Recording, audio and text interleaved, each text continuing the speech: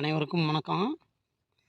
நம்ம இந்த காடுவெட்டின்ற வயலில் பர்மா கருப்பு கவுனி விதைச்சி 15 நாள் ஆச்சு. ஒரு 40 செண்டு, ஒரு 22 கிலோ 22 கிலோ விதைச்சிருக்கோம். 15 நாளில் நாற்று இந்த அளவுக்கு வளர்ந்துருக்கு. இதுக்கு இன்றைக்கி அடிக்கிறமாக 4 மூட்டைன்னு சொல்ல முடியாது, 4 சாக்கு மடி குப்பை போட்டுக்கிட்டு இருக்கோம். தம்பி அங்கேருந்து மடி குப்பை போட்டுக்கிட்டு இருக்காரு. கீழே சாரணத்திலாம் நிறைய முளைச்சி வந்திருக்கு, சிறுசாக இருக்குது. அது போல் நீ மழை பெஞ்சு தண்ணின்னு பாட்டிட்டோம்னா அழிகிறோம். நெல் நல்லாவே இருக்குது. இப்போ உள்ளதை பாருங்கள். அடுத்தடுத்து நாங்கள் நெல் பெருசாகிறத உங்களுக்கு படம் எடுத்து காட்டிக்கிட்டே இருக்கோம். வித்தியாசம் நீங்கள் அனைவரும் இயற்கை விவசாயிகள் பார்த்து பயன்பெறும்.